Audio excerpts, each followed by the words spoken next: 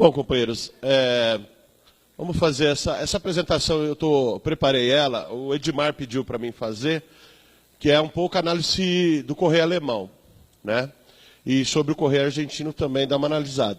E a RAI chegou, que é a RAI de outubro, apesar dela faltar informação, tem alguns elementos que dá para a gente basear no que está acontecendo na empresa. Acho que a gente não pode deixar de caracterizar. Esse material chegou, a gente fez uma pequena análise, não é nada muito profundo, então eu queria só compatibilizar com os companheiros.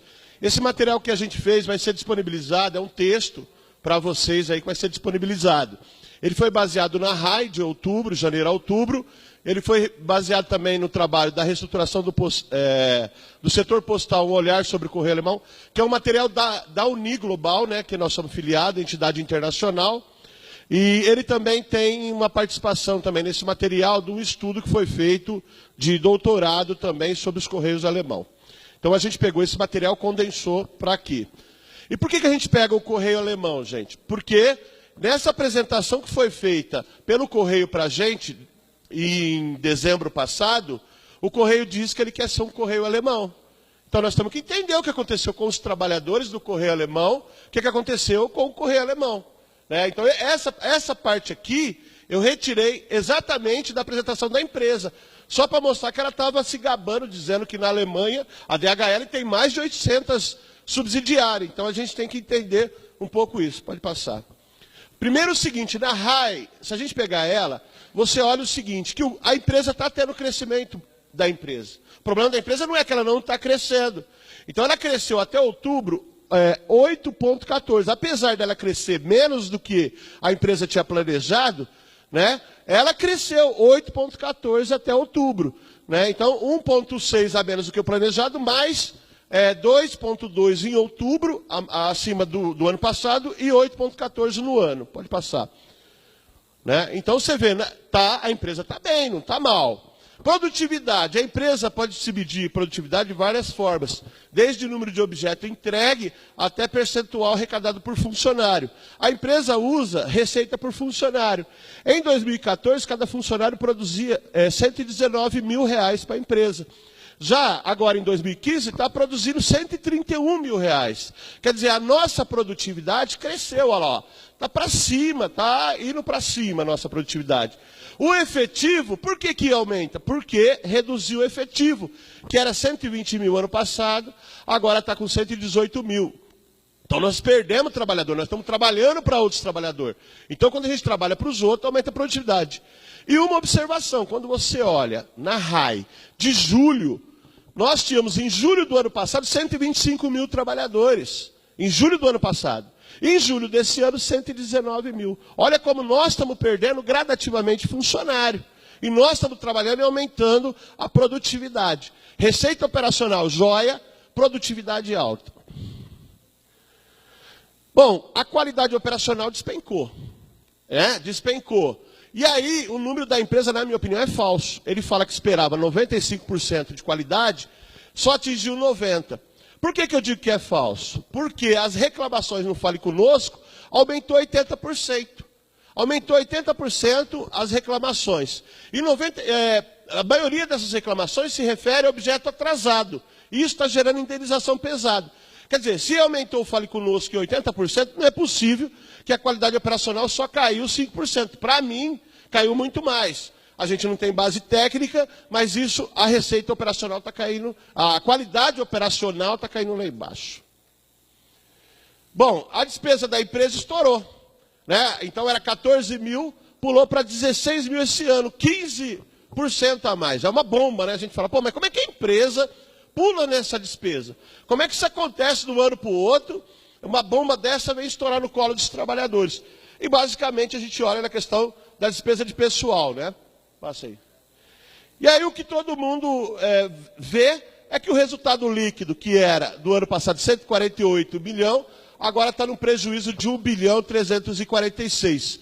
Né? Nós estamos negativo 806%. O que quer dizer esses números para a empresa? Cada R$1 que ela tem de compromisso para pagar, cada R$1, ela arrecada 92 centavos até outubro. eu já olhei de novembro, caiu para 86 centavos. Então, cada R$1 de compromisso que a empresa tem, ela só arrecada 92 centavos. Mas a gente vai ver um pouco mais que isso. Mas aí todo mundo pergunta, poxa, eu estou tendo resultado operacional maior, eu estou tendo produtividade maior. Como é que acontece uma coisa dessa na empresa? A gente tem que entender para desarmar esse troço. É aquilo, ó, crescimento, pode ir passando, crescimento operacional alto, produtividade alta, né? Como é que isso aí vai acontecendo? É basicamente um pouco aquilo que o Alisson falou, que é o provisionamento do impacto do pós-emprego, que na verdade esse pós-emprego, ele é norma contábil de empresa aberta. Qual é a ideia de se apresentar o pós-emprego, gente? É que uma empresa de capital aberto, ela tem que ser transparente. A contabilidade, ela serve para registrar, né, a vida da entidade, mas também para mostrar como é que está essa entidade. Então, a lógica da contabilidade é dizer o seguinte, olha, essa empresa está aqui, ela vale tanto, a receita dela é tanta, o lucro dela é tanto, mas ela tem um compromisso futuro com os trabalhadores dessa ordem. Então, ela está demonstrando contabilmente que ela tem um compromisso com os trabalhadores. E aí, a empresa, ao adotar norma contábil de capital aberto, de mercado, ela começa a se sujeitar a essa ordem. E aí, é uma coisa louca isso. É uma coisa louca. Por quê? Porque você está falando de benefício de pessoas daqui 20, 30 anos. Né? E nós estamos discutindo aqui se vai ter atendimento, se vai ter triagem. Como é que eu faço um troço maluco desse, comprometo todo o resultado da empresa e vem dizer que está dando prejuízo? Não existe lógica. E aí o Postal Saúde, é verdade, está gastando pra cacete. Está gastando pra cacete. E aí eu fico pensando, quando as pessoas planejam, e aí é o debate político que nós temos que fazer, quando elas pensam em fazer a reestruturação, vamos aplicar a empresa, vamos aplicar nisso, vamos mudar o plano de saúde, elas não pensam nesse impacto, não é possível que não pensem. Pensa nesse impacto. Né? Elas conduzem esse processo, que é um processo de um déficit enorme na conta da empresa. Então, 590 milhões é despesa a mais do Postal Saúde, né? Que a gente já sabia, gente, que ia acontecer isso. Quando você tirou a administração de dentro da empresa, que você tinha profissionais da empresa que fazia tudo, contador da empresa que fazia contabilidade, auditor da empresa que auditava o plano, tinha advogado da empresa que representava, e você tira tudo para fora e contrata todo esse povo a peso de ouro, porque o Postal Saúde paga bem. Né? Eu acho que se todo mundo aqui fosse funcionário do Postal Saúde, nós estava bem de vida. Prédios em shopping center, prédio em área nobre. Cara, é um escândalo o que aconteceu com o Postal Saúde. A revista, os caras gastam 1.300.000, 1.500.000 para postar aquelas revistas. E aí, você sabe onde que eles postam? Na ACF. Vai lá postar o Saúde, postar numa agência franqueada. Então, assim, ali foi aquilo que a gente já sabia, um ninho de corrupção, né, um ninho de gastação do dinheiro, e aí está comprometendo todo o nosso resultado. E agora estamos sendo chamados a resolver um problema que foi criado por esses caras. Aquilo que o Alisson passou, a consultoria para essas empresas, para montar essas empresas, gastou um absurdo. Né? Aqueles precatórios ali, ó, é PCCS, que eles não pagam a gente. Estão contingenciando 344 milhões para pagar PCCS. Mas por que vai pagar isso? Porque nunca cumpriram o PCCS. Então, cara, tem um monte de desastre de gestão, que não é agora, mas aí a picaretagem é tentar jogar nas nossas costas isso, que vai impactar na nossa vida. Pode passar. E aí, a motivação da empresa ao fazer isso, gente, é reestruturar a empresa. Ela precisa ter a desculpa de dizer o seguinte, ou eu mudo a empresa, ou ela vai falir. Ou eu mudo a empresa, ou você vai perder o seu emprego. Né? Essa é a grande desculpa. Nosso plano de saúde, há muitos anos, eles tentam mexer e não conseguem, porque a gente faz greve, a gente faz porrada. E agora eles vão chegar e falar, ó, o pós-emprego é isso. Né? E aí eu quero dar um exemplo aos companheiros. Eles vão falar, olha, nós temos 700 milhões que eu tenho que pôr no pós-emprego. Como vocês pagam um valor menor, eu tenho que pôr 700 milhões. Mas se vocês assumirem uma parte, eu diminuo essa balança e a empresa não vai ficar mais no déficit. Eles vão vir com essa argumentação. E aí, companheirada, vem a questão do Postales, que é um pipinaço na reestruturação. Os caras fizeram o que fizeram com a gente, enfiaram saldamento, fechamento, plano novo, e ainda está com puta de um pepino. PCCS 2008 tem um monte de ação, mas eles já fizeram para reestruturar a empresa e fizeram Postal Saúde também. Mas a reestruturação, companheirada, e aí eu quero chamar a atenção de vocês, ela vai além disso. Ele vai além disso. Isso aí são fases da reestruturação, né? Bom, só para constar aqui, em dezembro a empresa conseguiu 9,3 de reajuste na tarifa postal. Vai dar um impacto anual aproximado de 700 milhões dos serviços monopolizados. Porque serviço que não é monopolizado, ela reajusta agora, provavelmente em maio, tá? Bom, aí é da reestruturação do setor postal, um olhar sobre o Correio Alemão. E aí a gente tem que entender como é que foi o processo do Correio Alemão, né? O Correio Alemão, na verdade, ele começa o processo dele na década de 80, né? Começa sobre o consenso de Washington, que na verdade o consenso de Washington foi umas novas teses neoliberal, onde pregava a privatização, que foi desenvolvida pela Margaret Thatcher na Inglaterra e pelo Ronald Reagan nos Estados Unidos. Ele dizia o seguinte: o Estado tem que sair fora, né? Tem que fazer privatização, tem que livre comércio, liberalização. E isso impulsionou as transformações iniciais no Correio do alemão, na Deutsche Post. E a questão da União Europeia, né? Começou a se discutir os blocos, a União Europeia, constituída dos países, começou a discutir a liberalização, livre comércio, acabar com fronteira, né? Limite fronteiriço. Isso impulsionou a mudança no Correio. E nesse período também teve a unificação das Alemanhas, e o Correio alemão se reunificou nesse processo. Bom, o processo se deu numa primeira fase, na divisão da empresa. Era uma empresa, a Deutsche Post compunha um conglomerado em uma empresa, né, que era 3, telefonia, correio e banco, né, e ela foi dividida, primeiro se dividiu esses 3 segmentos, né. Em 91 a 95, houve reestruturação do setor de atendimento, e isso é uma coisa muito importante a gente ver, e das operações. Então, o Correio Alemão tinha 29 mil agências, passou a ter 14 mil agências. E criou um sistema de franquia, né? Um sistema de parceria e de franquia. Também eles tinham 11 mil centros de distribuição, né? No final tinha 3.700. Centro de triagem eles tinham 328 centros de triagem, passou para 83. E 140 centros de encomenda, né, com 9 etapas. No final, eles ficaram, em 98, com 33 centros de encomenda, só com 3 etapas. Investiram pesado em modernização. Os caras compraram máquina, investiram pesado em modernização da empresa, reestruturaram a rede de atendimento toda, colocando processo de franquia, expandindo o processo de franquia e diminuindo os postos de trabalho. A segunda fase foi a entrada no comércio de expresso internacional. Aí ele decidiu o seguinte: nós vamos ser uma empresa internacional, que é isso um pouco o Correio fala, eu quero ser uma empresa internacional. E aí ele começou a constituir subsidiária. Em 98 ele já tinha 300 subsidiárias. A gente viu que agora está com 800, né? Então até 98 ele tinha 300 empresas subsidiárias 100% do Correio Alemão, da Deutsche Post. E tinha 7 empresas, entre elas a DHL, que ele tinha participação acionária, né? Comprou parte da DHL.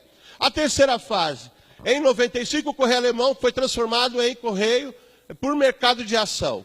Mas essas ações continuaram na mão do Estado alemão. Então, em 95, fez a Correio SA, né? Mas manteve na mão do Correio Alemão. Bom, depois, em 2000, fez o IPO, né, que é o processo de lançar as ações no mercado, né, e aí, depois de 2000, ele foi feita a abertura para venda no mercado, e em 2008, né, 2000 a 2007, aquisição de outras empresas, aí transformou a DHL, Deutsche Post DHL, mudou o nome da empresa, e em 2008, né, 2005, a empresa... O Correio Alemão só tinha 36% o governo alemão só tinha 36% do Correio Alemão, tá? Só tinha 36%. O resto estava vendido para o mercado.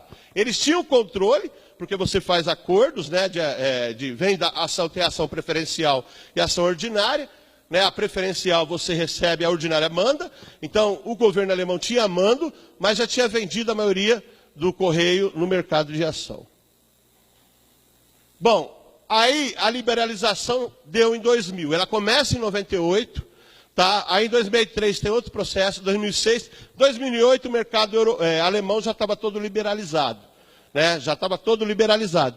A União Europeia só faz a liberalização em 2012, mas o correio alemão saiu na frente e aboliu a reserva de mercado, qualquer monopólio, qualquer restrição de comércio. Bom, modelo de transição alemão.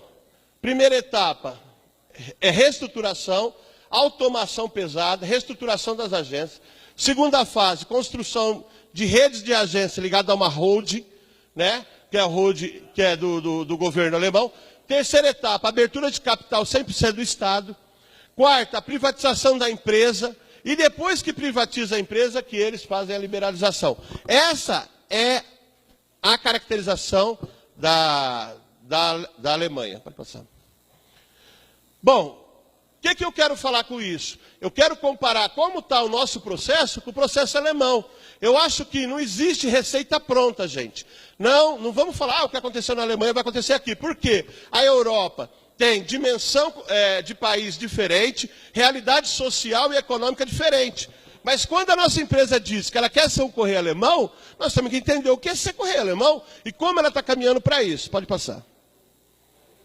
Primeiro, o planejamento estratégico da empresa, que está na RAI, ele deixa muito claro. Eles estão reformulando todos os centros de encomenda, estão virando centro integrado de tecnologia, controle operacional, né? Aí estão chegando máquinas novas, né? Máquinas novas em junho de 2016. Benfica está reestruturando as operações, chegando maquinário novo, que tem um potencial muito maior de fazer trabalho de triagem. Em Campinas, agora em janeiro, começa em Dayatuba, é um puta de um complexo gigante. Eles estão chegando máquina nova, né? Já vão fazer os testes das máquinas, né? Tem um grupo que está reorganizando todas as agências. E aí uma outra coisa que a gente tem que abrir um outro capítulo, as portarias do Ministério das Comunicações. Quando a 311, em 98, garantia, e olha que a gente atacava naquela época aquela portaria, ela dizia que em município até 5 mil era 2 vezes por semana, município até 50 mil era 3 vezes a entrega por semana, e acima de 50 mil era entrega diária, e nós atacávamos na época. Quando faz a portaria 567, eles tiram, não existe mais prazo de entrega de objeto. O que tinha na portaria, que era ruim, mas tinha alguma coisa, agora não tem mais, as portarias estão mudando. E soltaram uma portaria nova sobre rede de atendimento, que muda todo o conceito de rede de atendimento do correio. Criação de subsidiária, eu acho, estão montando, a Rios, lá, a aérea, deu problema, porque o TCU não concordou com o modelo que o correio quer fazer, que é o de 49% do correio e 51% privado. TCU fechou aquilo ali, e eles estão estudando agora uma empresa 100% do correio, uma subsidiária aérea. Seguradora, o Alisson já falou, eles estão constituindo um banco postal, uma seguradora, tem estatuto, mas ainda não tem autorização para constituir. O correio híbrido também ia fazer parceria com uma empresa que chama Valete, que é uma empresa privada para correio digital, certificação digital, correio híbrido, mas não teve autorização do Ministério da Fazenda também, né, para essa constituição, e eles estão estudando comprar uma empresa privada de logística. O que é logística? É o que a gente faz, gente. Logística é tudo o que a gente faz. Então, eles vão entrar para ter uma empresa espelho privada de logística. E esse processo está andando a passos largos. Negócio internacional. Eles estão prospectando 11 países e já estão acertando para montar um escritório nos Estados Unidos e outro em Singapura. E em Campinas também eles estão montando um hub aéreo, que é para montar, para fazer o transporte aéreo, onde vai centralizar para mandar para os outros lugares em Viracopos. Bom, companheirada, o que eu digo é o seguinte, eu acho que, para mim, na minha visão, nós estamos num processo de reestruturação ainda, que a 12.490 permite que uma assembleia de acionista abra o capital da empresa, só uma simples assembleia, só chamou a assembleia, não precisa ir para o Congresso, a lei 12.490 mudou isso, e não precisa mais passar no Congresso, uma assembleia de acionista muda. Mas eu entendo o seguinte, que a empresa está no processo de reestruturação, aí não vai ser o debate político que nós vamos fazer.